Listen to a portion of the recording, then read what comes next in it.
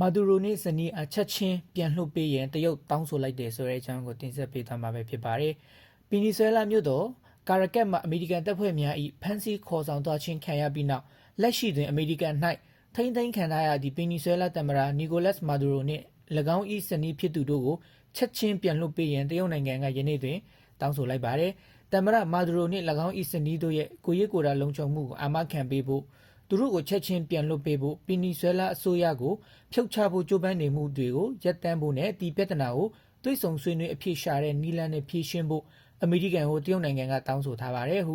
တရုတ်နိုင်ငံသားရေးဝန်ကြီးဌာန၏ထုတ်ပြန်ချက်တွင်ဖော်ပြထားပါတယ်။အချုပ်ချာအာဏာပိုင်နိုင်ငံနိုင်ငံနှင့်ရင်းနိုင်ငံ၏သမ္မတအပေါ်အမေရိကန်ပြည်ထောင်စု၏ပြောင်ပြောင်တင်းတင်းအင်အားသုံးလှုပ်ဆောင်ချက်အပေါ်တရုတ်နိုင်ငံအနေဖြင့်အလွန်အမင်းတုံ့လုံမိသလိုပြင်းထန်စွာရှုတ်ချကြောင်းပီနီဆွဲလာတွင်လှုပ်ဆောင်ခဲ့သောအမေရိကန်၏စစ်စင်ရေးအပြီးယမန်နေ့တွင်တရုတ်နိုင်ငံသားရေးဝန်ကြီးဌာနကထုတ်ပြန်ခဲ့သည်အမေရိကန်ယခုကဲ့သို့ပိုကျဆိုးမိုးမှုသည်နိုင်ငံတကာဥပဒေနှင့်ဗီနီဇွဲလားနိုင်ငံရဲ့ချုပ်ချာအာဏာကိုပြင်းထန်စွာချိုးဖောက်နေပြီးလက်တင်အမေရိကနှင့်ကာရစ်ဘီယန်ဒေသ၏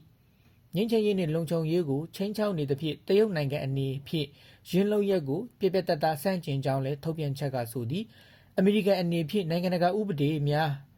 ကုလသမဂ္ဂပြည်ညင်စာတမ်းပါရွေးချက်နှင့်အခြေခံမှုများကိုလိုက်နာရန်နှင့်အခြားနိုင်ငံများ၏အချုပ်ချာအာဏာနှင့်လုံခြုံရေးကို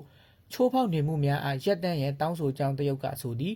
ထို့သူအမေရိကန်၏လောက်ရက်ကိုနိုင်ငံတကာသမျှတိုင်မှုဟုပီနီဆွဲလာ၏မိတ်ဖက်ရုရှားအစိုးရကကင်မွန်းတက်ခဲ့ပြီးအချုပ်ချာအာဏာပိုင်နိုင်ငံတစ်ခု၏ခေါင်းဆောင်ကိုအတ္တမဖမ်းဆီးခြင်းသည်နိုင်ငံတကာဥပဒေအလုံးကိုပြောင်ပြောင်တင်းတင်းချိုးဖောက်ခြင်းဖြစ်ကြောင်းပြောကြားခဲ့သည်အမေရိကန်၏လောက်ရက်သည်အန္တရာယ်ရှိသောလောက်ရက်ဖြစ်ပြီးရင်းဖြစ်